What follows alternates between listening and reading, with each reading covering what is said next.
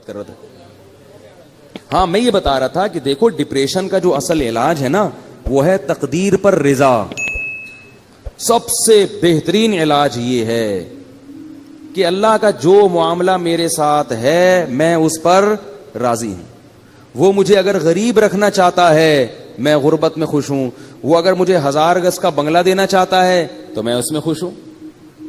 حضرت حسن رضی اللہ تعالی عنہ بہت زیادہ دولت مند تھے اور حضرت حسن کے جو نانا تھے محمد صلی اللہ علیہ وسلم وہ بہت زیادہ مسکین تھے. تو کسی نے حضرت حسن سے کہا کہ آپ کے پاس تو بڑی دولت ہے اور آپ کے نانا اور آپ کے والد کے پاس تو تھی نہیں. تو انہوں نے کہا بھائی اللہ اگر مجھے اس میں رکھنا چاہتا ہے تو میں اس میں خوش ہوں. آئی بس سمجھ میں بھائی جس حال میں اللہ نے رکھا ہے بس ٹھیک ہے بھائی. تو پریشان ہونے کی چندہ ضرورت نہیں ہے. اللہ آپ کو ڈیفینس میں گھر دلا رہا ہے وہاں رہ لو. اللہ آپ کو چاہ رہا ہے کہ آپ اورنگی ٹاؤن میں رہو تو وہاں رہ لو. اللہ چاہ رہا ہے کہ آپ گرو مندر میں رہو تو وہاں رہ لو. اللہ چاہ رہا ہے کہ مچھر کالونی میں لیاری ندی کے قریب رہو. اب آپ استطاعت نہیں ہے تو مجبوراً وہاں لے لو بھائی. مچھر وچھر کا کر لو, جالیاں والیاں لگا لو, اسپرے وسپرے کر لو تاکہ بیمار نہ ہو. ٹھیک ہے نا, انجوائے کرو بس وہیں اسی میں. چرسی دیکھو کیسے انجوائے کرتے ہیں. چرسیوں کے کپڑے دیکھیں آپ نے, پائپ کے نیچے, اب تو ملتے نہیں ہیروئن چی, چرسی نہیں ہیروئن چی, یہ جو پائپ ہوتے ہیں نا برساتی نالے کے پائپ, اس کے اندر چرسی بیٹھتے تھے, اب نہیں ہوتے. پتہ نہیں سنا ہے خود کش حملوں میں ان کو مروایا ہے لوگوں نے. تو کسی بھی چرسی کو دے دیا یہ بیگ فلاں مسجد میں رکھ کے آ جاؤ. دہشت گردوں نے ان کو بڑا استعمال کیا ہے. اور تو ایک پڑیا پکڑا دی, پڑیا ملے گی, وہ بیچارہ پڑیا کے چکر میں خود بھی پھٹ گیا. یہ دہشت گردوں نے سنا ہے میں نے واللہ عالم کہ ہیروئنچیوں کو بہت استعمال کیا. تو ہیروئنچی جو تھے ہم جب بچپن میں دیکھتے تھے وہ برساتی نالوں کے اندر بیٹھے ہوتے تھے. برساتی نالوں کے اندر ہیروئنچی بیٹھے ہوتے تھے اور منہ میں بھی ان کے پائپ ہوتا تھا. تو اس زمانے میں بچپن میں ایک ڈرامہ آیا تھا, میں نے توبہ کی بھی ہے, پرانی باتیں کبھی کبھی بتا دیتا ہوں. اس میں ایک ہیروئنچی کو گانا گاتے ہوئے دکھایا کہ وہ مست ہے ہیروئن میں, پی وی ہے اس نے, پائپ کے اندر بیٹھا ہوا ہے اور اس کے منہ میں بھی پائپ ہے جس میں چرس ہے. تو کہہ رہا ہے میں پائپ کے منہ میں ہوں, میرے منہ میں پائپ ہے. ٹھیک ہے, اسی کو انجوائے کر رہا ہے وہ. کہہ رہا ہے یہ نعمت کس کے پاس ہوگی کہ پائپ کے منہ میں بھی ہو اور پائپ بھی اس کے منہ میں ہو. بھائی ایک ہی وقت میں ایک چیز منہ میں ہو سکتی ہے نا, یا تو آپ اس کے منہ میں ہو یا وہ آپ کے منہ میں. لیکن کہہ رہا ہے ہمارے ساتھ اللہ کی قدرت عجیب ہے, میں پائپ کے اندر بیٹھا ہوں اور پائپ میرے اندر گھسا ہوا ہے. تو ایک ہیروئنچی سے کسی نے پوچھا, وہ بھی مست ایسے پڑا ہوا ہے نا خوش. تو اس ہیروئنچی سے کسی نے پوچھا کہ ہم نے سنا ہے کہ تم لوگ اتنے خوش ہوتے ہو پی کے کہ تم سمجھتے ہو کہ ہم چاند پہ پہنچ گئے ہیں. تو ہیروئنچی کہتا ہے تو ابھی کہاں بیٹھا ہوا ہوں میں. تو ہمارے حضرت فرمایا کرتے تھے جیسے یہ لوگ نشے میں دیوانے ہو جاتے ہیں اور سارے غم بھلا دیتے ہیں, تو مسلمان کو چاہیے کہ وہ اللہ کی محبت میں اسی طرح دیوانہ ہو جائے اور سارے غموں کو بھلا دے. بولے بھائی میرا مقصود, میرا مطلوب, میرا محبوب, میرا معبود صرف اللہ کی ذات ہے. مجھے جنت مطلوب ہے. یہاں مجھے 1000 گز کا بنگلہ نہ ملا, جھونپڑی میں گزارا کر لوں گا. جنت کے محلات مجھے ہر قیمت پہ چاہیے. یہاں مجھے کالی کلوٹی مل گئی. ایک بندہ آیا, میں میری بیوی بہت ہی بدصورت ہے, میں کیا کروں, پھنس گیا ہوں میں نے کہا صبر کرو, تم کون سا اتنے حسین ہو. ہمارے جو ہے نا ایک جامعہ میں ایک لڑکا تھا, اس کی شادی ہوئی تو ہمارے استاذ کے پاس آیا. اب اس کو شرم بھی آ رہی تھی کیونکہ استاذ تھے بڑے پیر و مرشد. تو وہ استاذ ہمیں واقعہ سنا رہے تھے, کہہ رہے میرے پاس آیا اور بڑا شرما رہا ہے, بڑا میں حضرت میں بڑا پریشان ہوں, میں یہ وہ بہت مشکل نا.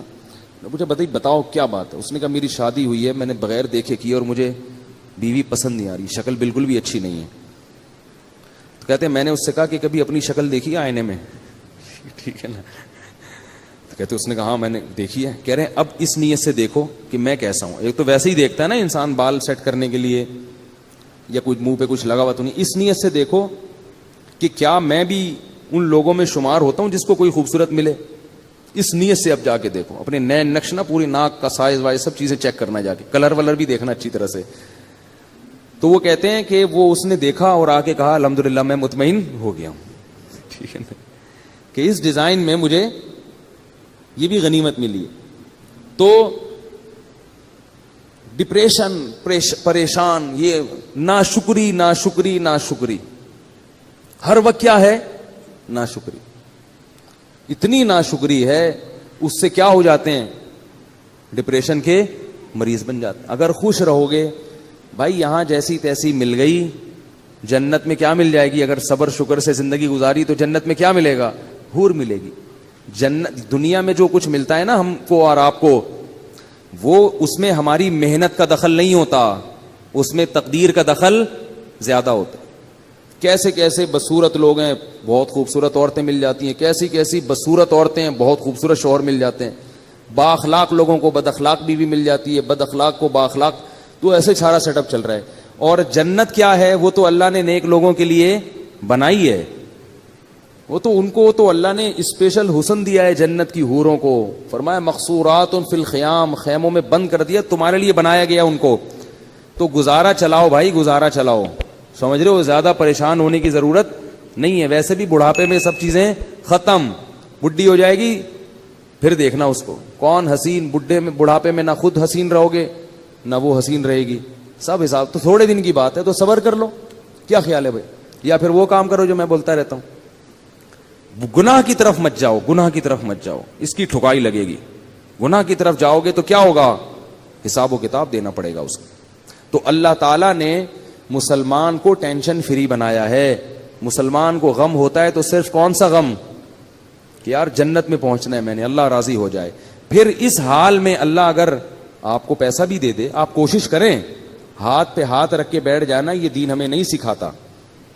دنیا میں کامیاب ہونے کی بھی کوشش کریں. کوشش میں کامیابی ہو جائے تو بھی ٹھیک ہے، کامیابی نہیں ہو تو بھی ٹھیک ہے، بس خوش رہے انسان اس پہ. تو اب وہ قوم، اب یہ گھروں کا میں اس لیے کہتا ہوں کہ نبی صلی اللہ علیہ وسلم نے فرمایا بدترین چیز جس پہ انسان کا پیسہ خرچ ہو وہ تعمیر ہے. صحیح حدیث ہے بالکل. آپ کے پاس اگر بہت سارا پیسہ ہے نا تو سب سے پہلے کیا کریں آپ؟ اچھی خوراک کا انتظام کریں. پیٹ میں اچھی چیز اترنی چاہیے. جیم، جیلی اور یہ ساری چیزیں چھوڑ دیں، شہد کھایا کریں. ڈالڈا گھر سے نکال دیں. جب اللہ نے آپ کو مالی وسعت دے دی، زیتون اور دیسی گھی لا کے ڈبے رکھ دیں گھر میں. بیگم جو پکے گا گھی میں پکے گا، 10 انگلیاں گھی میں اور سر کڑھائی میں. ٹھیک ہے نا؟ اب گھی پکے گا ہمارے. بادام کھائیں. ہمارے حضرت کو اللہ نے غربت میں رکھا تو حضرت کے پاس پیسے ہی نہیں ہوتے تھے کچھ کھانے کے، تو وہ 60 سال حضرت نے غربت میں خوشی میں گزارے. اتنی غربت تھی میرے شیخ و مرشد کے پاس 60 سال کی عمر تک کہ فرماتے ہیں کہ میرے پاس انڈا خریدنے کے پیسے نہیں ہوتے تھے. اور عالم کتنے بڑے تھے؟ دارالعلوم کورنگی کے شیخ الحدیث تھے. سب سے بڑا مرتبہ، کتنا بڑا ادارہ ہے نا دارالعلوم کورنگی. حضرت مفتی محمد شفیع صاحب رحمہ اللہ کے نائب سمجھے جاتے تھے. اور لیکن لوگوں کو پتہ نہیں چلتا تھا آپ کی غربت کا، کیونکہ رہتے اتنے استغنا کے ساتھ تھے نا کہ لوگ ان سے قرضے مانگنے آتے تھے. یہ نہیں کہ غربت میں اپنے پھٹے پرانے کپڑے پہن کے ایسا صورت بنا لی کہ لوگ مولوی صاحب پہ ترس کھا کے پیسے دینا شروع کر دیں. نہ نہ نہ، بڑا استغنا. اور فرماتے ہیں کہ میرا گھر بھی ذرا دور تھا کچی آبادی میں، کیونکہ پیسے تھے ہی نہیں کہ پکی آبادی میں گھر لے لیں. تو فرماتے ہیں میں پتہ کیا سوچتا تھا کہ میں چونکہ بادشاہ ہوں اور بادشاہ ذرا ہٹ کے رہتا ہے، بادشاہ تھوڑا سا، تو کہہ رہے ہیں ہمارا اسٹائل تھوڑا سا کیا ہے؟ ہٹ کے. خوش رہتے تھے. کہتے ہیں ایک دن کیا ہوا کہ ایک مہمان ہمارے گھر آیا، دال کھلائی ہم نے. پھر کچھ دنوں کے بعد آیا، دال پکی ہوئی تھی. پھر آیا، دال پکی ہوئی تھی. تو ایک دن آ کے کہتے ہیں آپ لوگ کیا دال کے علاوہ کچھ نہیں پکتا؟ وہ مہمان بھی تنگ آ گیا نا. تو حضرت فرماتے ہیں کہ اس کے بتانے سے میری توجہ گئی ہے کہ ہمارے ہاں بہت دنوں سے دال پک رہی ہے. اور اللہ نے ان کو اہلیہ بھی ایسی ہی دی تھی، صبر شکر والی. بڑی تعریفیں کرتے تھے اپنی زوجہ کی. وہ ابھی تک ماشاءاللہ حیات ہیں، اللہ ان کی عمر برکت. اللہ فرماتے ہیں کہ مجھے حور بھی مل جاتی تو میں اتنا خوش نہ ہوتا. اللہ نے مجھے ایسی بیوی دلا دی ہے جو ایسی صبر شکر والی ہے جو لاکھوں میں کسی ایک کو ملتی ہوگی. بلکہ کہتے تھے کسی ایک کو بھی نہیں ملی ایسی بیوی. بڑی تعریفیں کرتے تھے اپنی زوجہ کی، کیونکہ انہوں نے کبھی بھی ناشکری، وہ دیکھتی تھی بھائی میرے شوہر غریب ہیں تو جو وہ بھی تو دال ہی کھا رہے ہیں نا، تو ہم بھی دال کھا رہے ہیں، کوئی بات نہیں، اسی پہ گزارا کریں گے. اور ہمارے حضرت کو وہ دعاؤں کی وجہ سے ملی تھی یہ بیوی. ہمارے حضرت کا واقعہ لکھا ہے, وہ بتاتے تھے کہ بچپن میں حضرت کا رشتہ طے کر دیا کسی خاتون سے. اب ان میں حیا بہت تھی. وہ تو پہلے زمانے میں تو نہیں ایسا ہوتا تھا کہ پہلے طے کر لو, ابا کو بتا دو, ابا کرنی ہے کرو, نہیں تو میں جا رہا ہوں. یہ تو اب ہوتا ہے نا. پہلے تو وہ لڑکے جب بالغ ہوتے تھے, ایک تو بالغ ہوتے ہی ماں باپ ان کی شادی کی فکر کرتے تھے. ان میں حیا ختم ہونے سے پہلے ان کو گھر بار کا کر دیتے تھے. تو ہمارے حضرت کا جب بالغ ہوئے تو حضرت فرماتے ہیں مجھے تو شرم آتی تھی شادی کا نام لیتے ہوئے بھی. ابا نے کہیں ہماری منگنی کر دی, طے کر دیا. اب ابا کو کیسے کہیں ابا یہ پتہ نہیں, یہ ہمارے حضرت تو دیندار تھے بچپن سے, والد صاحب بھی ان کے فرماتے ہیں مجھے بہت دیندار چاہیے تھی, صبر شکر والی. تو کہتے ہیں کہ میں نکل گیا کھیتوں میں جا کے چپکے سے سجدے میں گر کے میں نے اللہ سے دعا مانگی. رویا اللہ کے سامنے, اے اللہ اگر تیرے علم میں یہ میرے لیے بہتر نہیں ہے تو یہ رشتہ کسی طرح سے توڑوا دے. زبان کے چونکہ پکے تھے تو خود نہیں توڑنا, زبان دے چکے ہیں, یہیں کسی طرح جان چھڑوا دے یہاں سے, اور ایسی جگہ کروا دے جو میرے لیے بہتر ہو. تو اللہ کی قدرت یہ ہوئی کہ لڑکی والوں نے خود ہی انکار کر دیا کوئی عذر بنا کے. تو پھر حضرت کی یہاں شادی ہوئی جہاں جن کو ہم پیرانی صاحبہ کہا کرتے تھے. تو حضرت بڑی تعریفیں کیا کرتے تھے, اور اتنی ان میں حیا تھی کہ وہ حضرت ان کا فرماتے تھے کہ علماء دعوتیں کرتے تھے تو اس میں لوگ اپنی اپنی اہلیہ کو لے کے جاتے تھے. مفتی محمد شفیع صاحب نے کہا کہ آپ بھی اپنی اہلیہ کو لے کر آئیں. میں نے کہا ٹھیک ہے. میری اہلیہ نے کہا میں گھر کی چار دیواری سے باہر نہیں جاؤں گی. بس جائز ہے جانا, یہ نہیں کہہ رہا کہ نبی صلی اللہ علیہ وسلم بھی اپنی زوجہ کو لے کے گئے دعوت پہ, لیکن ان کا مزاج ایسا تھا بھائی میں گھر میں مجھے نہیں جانا. تو فرماتے ہیں مفتی شفیع صاحب بڑے خوش ہوئے, کہتے جب ہمارے گھر میں ٹیلی فون لگا, حضرت کے گھر میں پردہ ایسا تھا, مزدور 4 مہینے کام کر کے گئے ہیں. ایک مزدور نے کہا یار یہاں کیا جنات رہتے ہیں؟ کیوں بھائی؟ کہہ رہے میں 3 4 مہینے اس گھر میں کام کیا, کسی عورت کی آواز میرے کان میں آج تک نہیں پڑی. وہ ذاتی طور پر یہ چیزیں آدمی ڈنڈے کے زور سے تھوڑی بیوی سے یہ سب کچھ کروا سکتا ہے, تو اپنے اندر تقویٰ ہو. اتنا ان میں تھا کہ ان کی آواز کبھی مردوں کے کان میں ان کی اہلیہ کی نہیں پڑتی تھی. تو حضرت فرماتے میں نے جب ٹیلی فون لا کے رکھا گھر میں, ضرورت تھی فون لگوایا, تو میں نے یہ کیا کہ بھائی دیکھو جس عورت میں یہ تقویٰ نہیں ہے نا تو اس کو برا مت سمجھو. جہاں شریعت نے گنجائش دی ہے وہاں گنجائش دی ہے. عورت مرد سے ضرورت کی بات بھی کر سکتی ہے, ضرورت کے وقت گھر سے باہر بھی نکل سکتی ہے. یہ تو اوپر لیول کا ہے نا, وہ یہ تو اپنے زبردستی نہیں کر سکتے اس چیز میں. آپ عورت اگر خود اپنی مرضی سے ایسا کرنا چاہے تو ٹھیک ہے, وہ زیادہ اچھی بات ہے, لیکن آپ زبردستی نہیں کر سکتے ان چیزوں پہ. تو فون میں کیا ہوا, حضرت نے فون لا کے رکھا, فرمایا کہ آپ جب فون آئے آپ جب اٹھائیں تو جب اننون پرسن ہونا تو بات نہ کریں اس سے.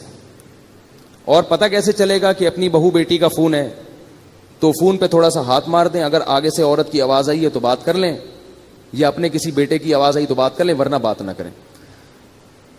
ہم اگر گھر میں کہہ دیں کہ بھائی جب فون اٹھاؤ تو بولو نہیں, تو میرا خیال ہے اگلے دن بیان نہیں ہوگا. بولیں گے پتہ نہیں کس فنڈامنٹلسٹ سے, بنیاد پرستوں سے کہاں پھنس گئے ہیں, طالبان سے شادی ہو گئی ہے. ٹھیک ہے نا. لیکن ہم بھی ایسے ہی ہیں, ہم کون سا اتنے پرہیزگار ہیں.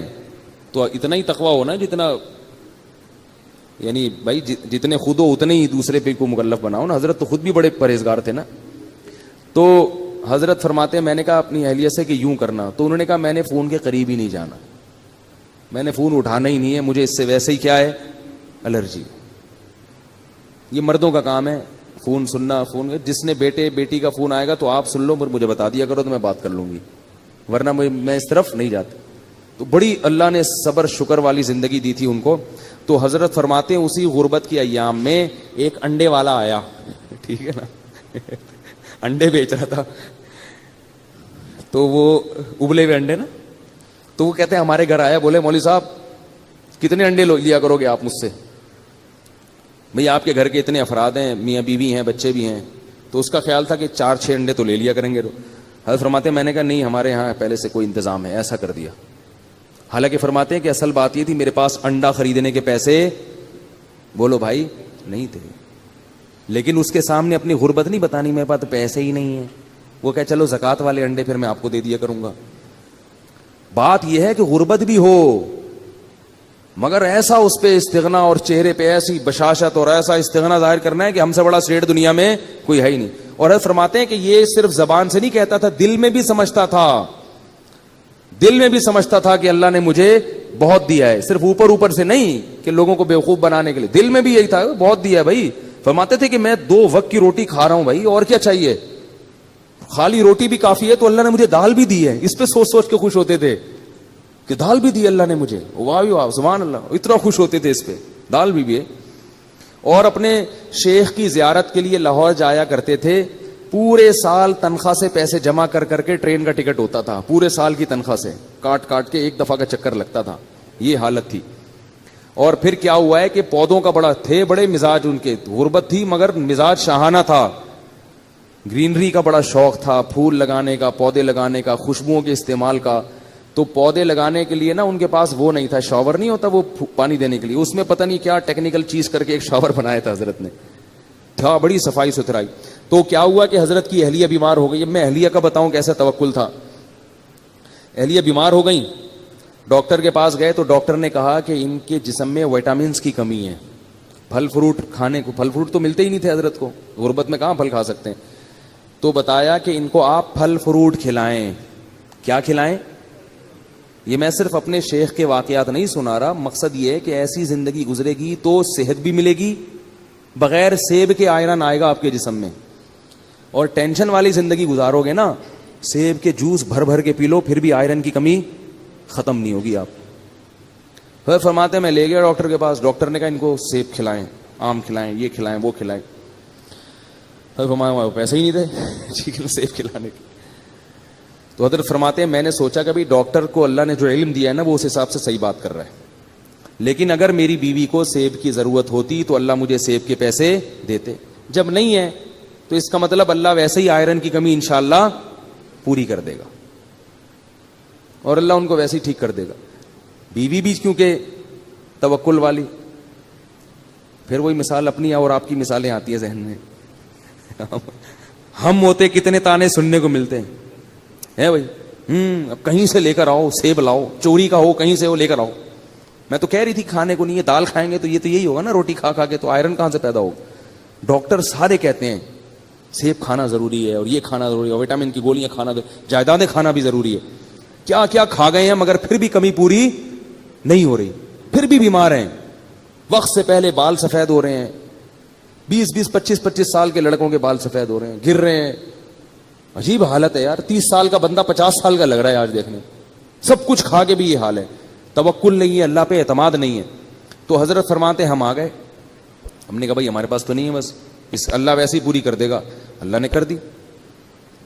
وہ ماشاءاللہ اب تک زندہ ہیں, 90 سال تو میرا خیال ہے ان کی عمر ان کی اہلیہ کی ہو گئی, جن میں وٹامن کی کمی تھی, ٹھیک ہے نا. 90 سال سے زیادہ ان کی عمر ہو گئی ہے ماشاءاللہ, اور ہوش و حواس میں اللہ ان کی عمر میں اور زیادہ برکت دے. حضرت کا انتقال ہو گیا, وہ پھر بھی زندہ ہیں. تو پھر اللہ نے 60 سال کی عمر کے بعد حضرت کو کیا دیا. حضرت کی زمینیں تھیں وہ بکی ہیں, اور کچھ وراثت ملی, بہت اللہ نے پیسہ دیا.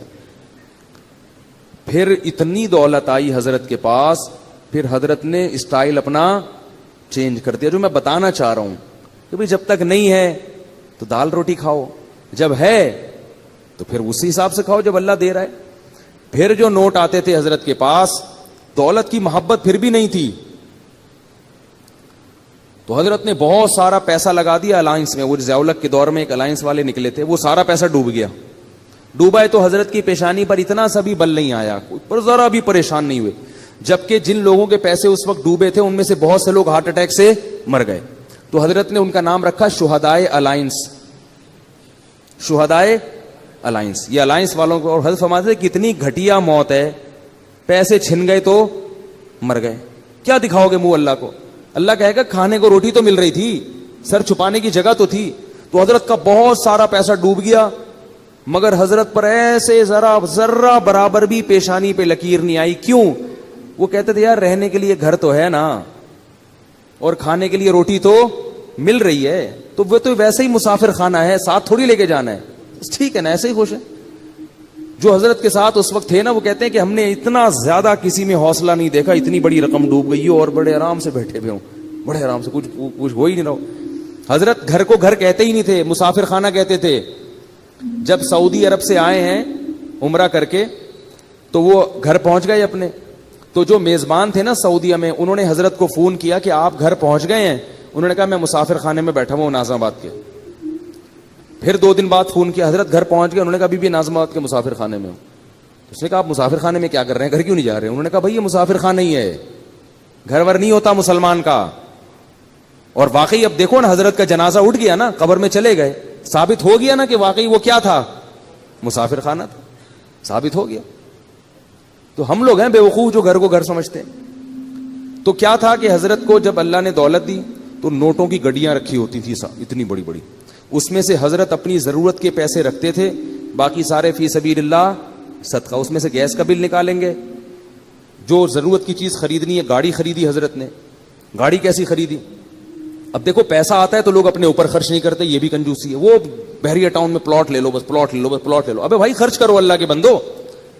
حضرت نے ایک فلیٹ بھی خریدا, وہ اس لیے خریدا کہ میں آج مر جاؤں گا تو یہ مدرسے کا گھر ہے, میری زوجہ کہاں رہیں گی, اس نیت سے خریدا کہ میرے مرنے کے بعد میری زوجہ کے لیے انتظام, بولو نا بھائی, ہونا چاہیے.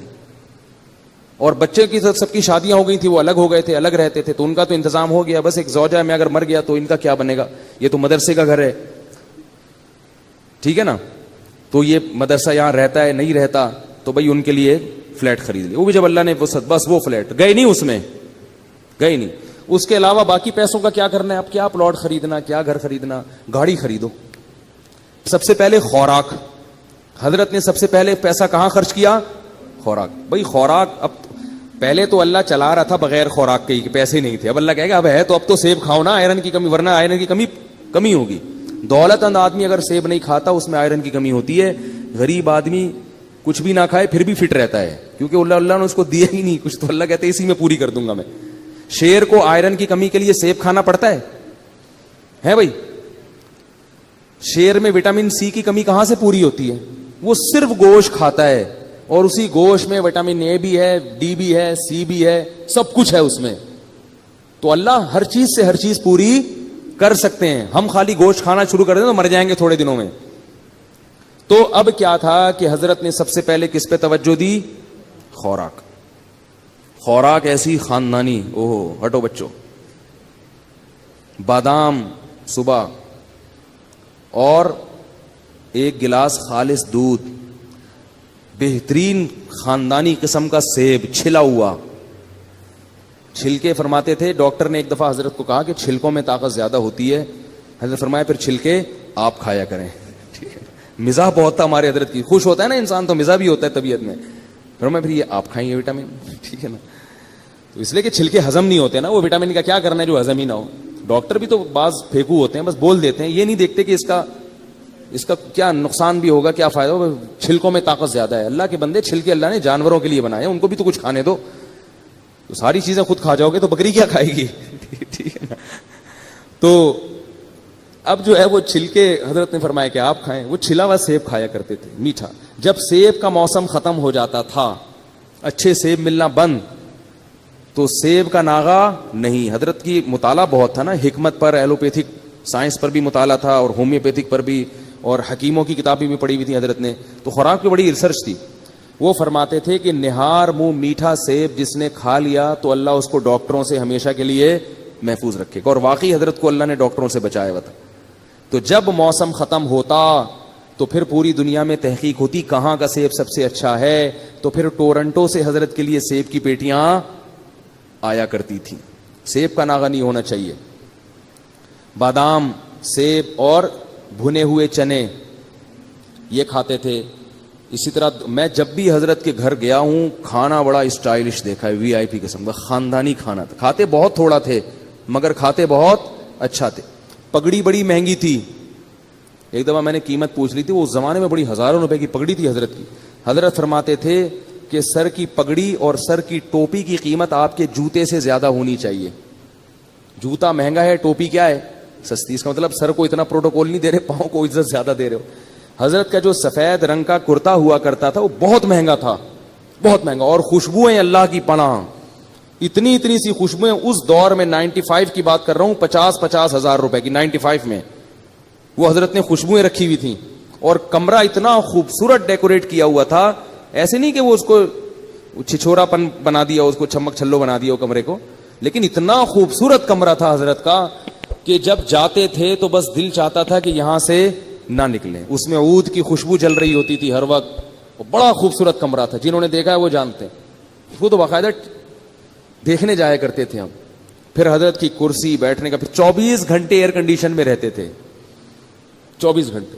بہت وی آئی پی زندگی گزاری. مکان نہیں بنایا, پلاٹ نہیں خریدا, کیونکہ مر جائیں گے, اپنی ذات پہ لگاؤ. ایک بس سنا دوں گاڑی خریدنے کا واقعہ, سنا ہوا ہوگا. پھر حضرت نے سوچا کہ گاڑی ہونی چاہیے. حضرت نے کیا سوچا کہ کیا ہونا چاہیے, یہ میں آپ لوگ کو بتا رہا ہوں کہ پیسے جمع مت کرو اللہ کے بندو, یہ کوئی قصے کہانیاں نہیں سنا رہا, میں قصے کہانیاں نہیں سنا رہا. حضرت نے کہا گاڑی ہونی چاہیے. گاڑی خریدنے گئے, شو روم میں گئے, تو شو روم والے سے کہا کوئی گاڑی دکھاؤ گاڑی. اس نے کہا یہ ہے نا گاڑی. انہوں نے کہا یہ گاڑی ہے. ٹھیک ہے, یہ کوئی گاڑی ہے, اس کو گاڑی بولتے ہیں. یہ حضرت اسی اسٹائل سے سنایا کرتے تھے, یہ گاڑی. تو انہوں نے کہا یہ کیا ہے بھائی, یہ گاڑی نہیں, تو یہ گاڑی ہے, گاڑی دکھاؤ بھائی.